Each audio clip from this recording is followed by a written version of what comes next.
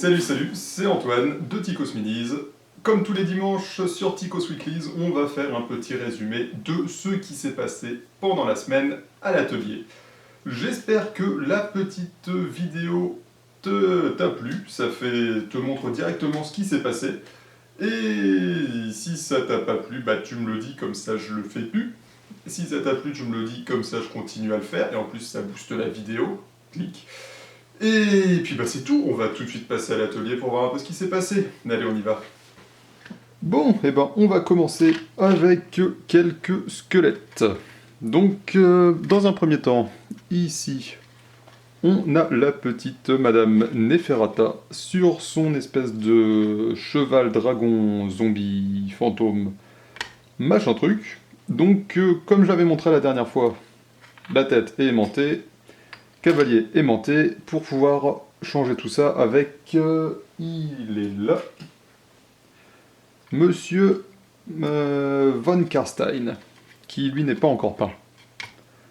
Mais du coup, pour en revenir à cette petite Madame Vampire, hop, je la remets en place. Donc voilà, on a ça, qui a été entièrement peint. Donc ici, dans les directives que j'avais eues, pourquoi je ne veux plus tenir? J'ai pas dû bien la mettre comme il faut. Voilà, là elle est bien.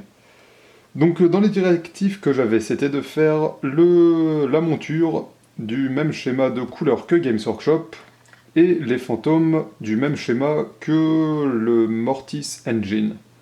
Les deux n'allant dans ma tête vraiment pas ensemble, j'ai fait un espèce de mix entre les deux pour les rallier à mi-chemin. C'est-à-dire que normalement, la monture tire beaucoup sur le vert, alors que les fantômes tirent beaucoup sur le turquoise. Je me suis mis un petit peu au milieu. Ma deuxième directive, pour ce qui est de tout ça, c'était de faire la robe de Neferata en blanc marié, avec beaucoup de taches de sang. Donc ça a été fait, et voilà donc ce que ça donne. Avec, comme d'habitude, le socle en mode marécageux. Donc voilà pour ça. On peut la mettre de côté. Ensuite, on va zoomer. Donc ensuite, on a ce petit conte vampire, je sais, un comte, un capitaine quelque chose. Donc lui, on n'est pas du tout resté sur le schéma de couleur normal de Games Workshop, qui a une armure noire, qui est, à mon sens, vraiment pas très beau. On a fait complètement autre chose en reprenant la couleur d'armure de la Crimson Court, enfin un groupe de seigneurs vampires, qui ont donc l'armure, dont l'un a l'armure de cette couleur rouge vraiment sang. Donc il y a ça qui a été fait. Hop, avec derrière les chauves-souris dans les cheveux. Donc certains partent du principe qu'il a des chauves-souris dans les cheveux. Moi, j'ai un autre principe que j'aime beaucoup, c'est que soit il vient de passer de sa forme chauve-souris à sa forme vampire, comme ça, et donc ça c'est la transition entre ces deux formes, soit c'est le contraire, il est dans sa forme vampire et il passe à sa forme chauve-souris, et donc c'est la transition de l'autre côté. C'est une interprétation du personnage que j'aime beaucoup. Donc voilà pour ça. Ensuite, on a les cavaliers qui me donnent beaucoup de fil à retordre. Je t'expliquerai ça tout à l'heure. Mais un autre test de couleur que j'ai fait, étant donné qu'il y en a eu beaucoup entre temps et il n'y a rien qui n'allait, j'avais fait ce test. J'en ai fait deux d'ailleurs, où j'ai fait une armure métallique avec la petite collerette dorée et oxydée. Et moi, en ce qui me concerne, j'aimais beaucoup ce rendu. En plus, c'était très rapide à peindre. Mais, au final, mon client est passé à l'atelier pour voir un peu tout ça et puis qu'on puisse vraiment se finaliser pour que je puisse enfin finir les cavaliers. On va garder les chevaux comme ça parce que ça, vu comment j'ai galéré à les faire, c'était pas négociable. Et pour les cavaliers, on va les faire de la même couleur que ce petit seigneur, c'est-à-dire avec le beau rouge sang. Donc j'ai enfin mon plan de combats pour ces petits bonhommes-là, je vais pouvoir les faire une fois que j'aurai fini le reste.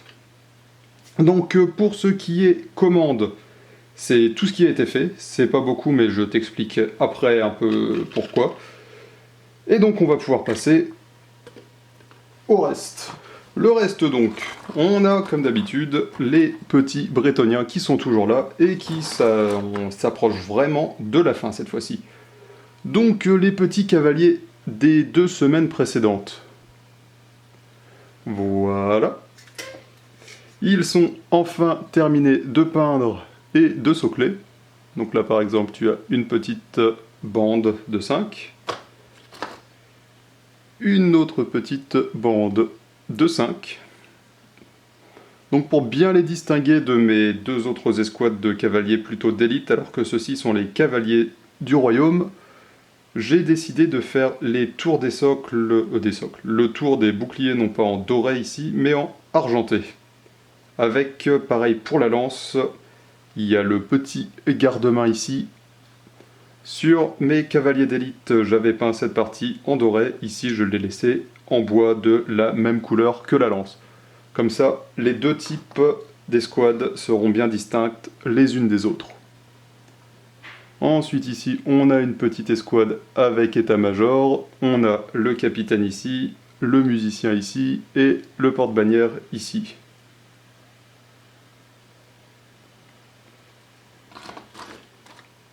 Hop, la dernière petite escouade. Voilà, pour les petits derniers.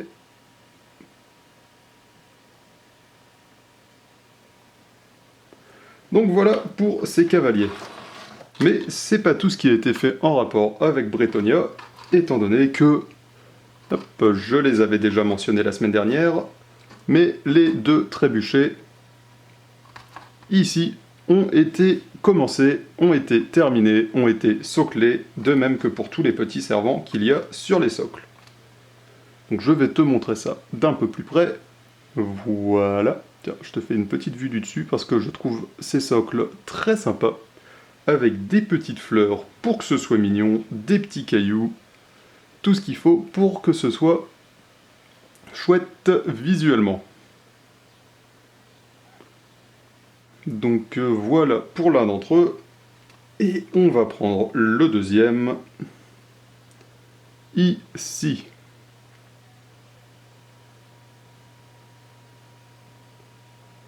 Donc la semaine dernière, je t'avais dit que je te montrerais peut-être la totalité de l'armée bretonnienne, telle qu'elle est actuellement, mais au final, il me reste plus que des chevaliers piétons à faire, ce qui va être logiquement relativement rapide.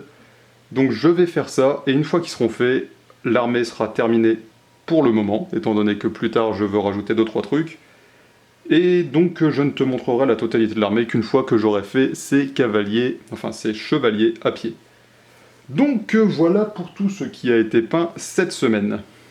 Ok, et ben voilà, du coup c'est tout ce qui s'est passé. C'est pas grand chose. Et comme je te l'ai dit, je vais t'expliquer un peu pourquoi. C'est en rapport avec les Blood Knight, les chevaliers du sang des morts vivants. Donc en fait, il y a eu de la grosse indécision sur le schéma de couleur des cavaliers. Donc à la base, on partait à la demande de mon client sur les cavaliers tels qu'ils sont actuellement, donc sur le schéma de couleur Games Workshop.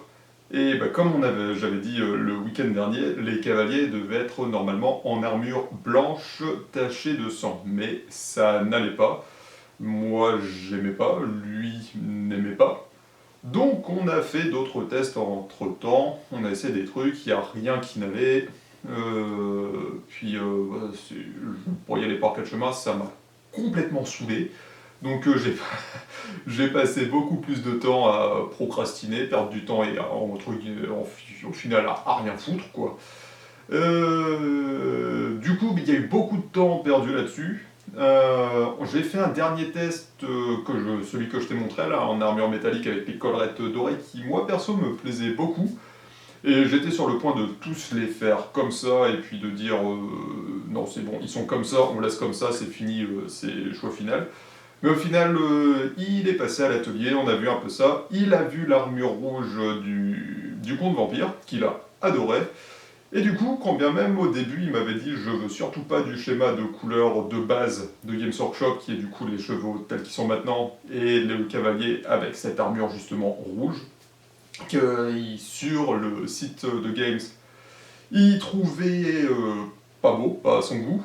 Et finalement, en voyant le rouge de l'armure que je lui ai fait, il a dit non, c'est bon, on part là-dessus. Maintenant, c'est le choix, il est définitif, on fait ça et c'est bon.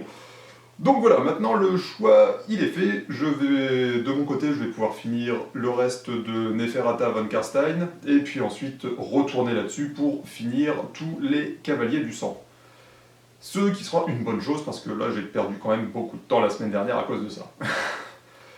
À côté de ça, bah ouais, t'as vu les petits Bretoniens, donc comme je te l'ai dit, l'armée elle est presque finie, j'ai plus que pas des hommes d'armes, parce que les hommes d'armes ils sont déjà faits, mais des chevaliers à pied à faire.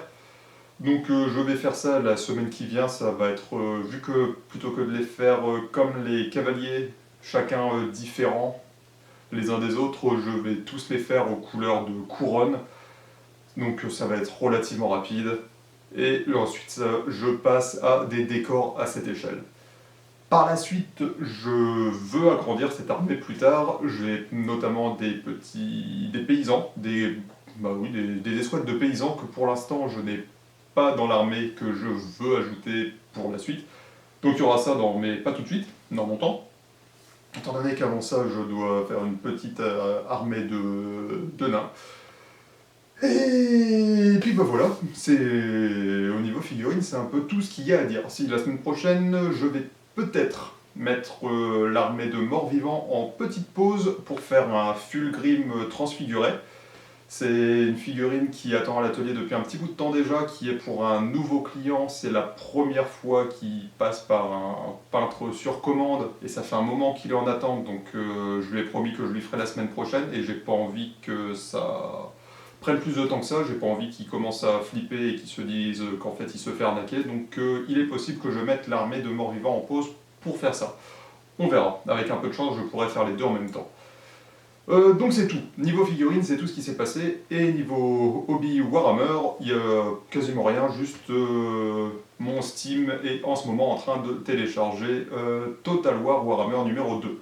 Après avoir passé presque 200 heures sur le premier, j'ai trouvé une petite promo sur le 2 à pas trop cher. Du coup, je l'ai pris, il s'installe et on va pouvoir s'amuser un petit peu là-dessus, ça va être sympa. Quoi qu'il en soit, j'ai fait le tour de la question, donc je te remercie d'être resté ici avec moi. Je te souhaite un très bon week-end avec le pan qui gueule en arrière-plan. Et je te retrouve le week-end prochain. En attendant, comme d'habitude, tu peux me suivre sur Facebook, sur Instagram, sur Twitter et tous ces trucs-là. Il y a la chaîne principale. Et puis c'est tout. Donc salut, ciao et Ticos out.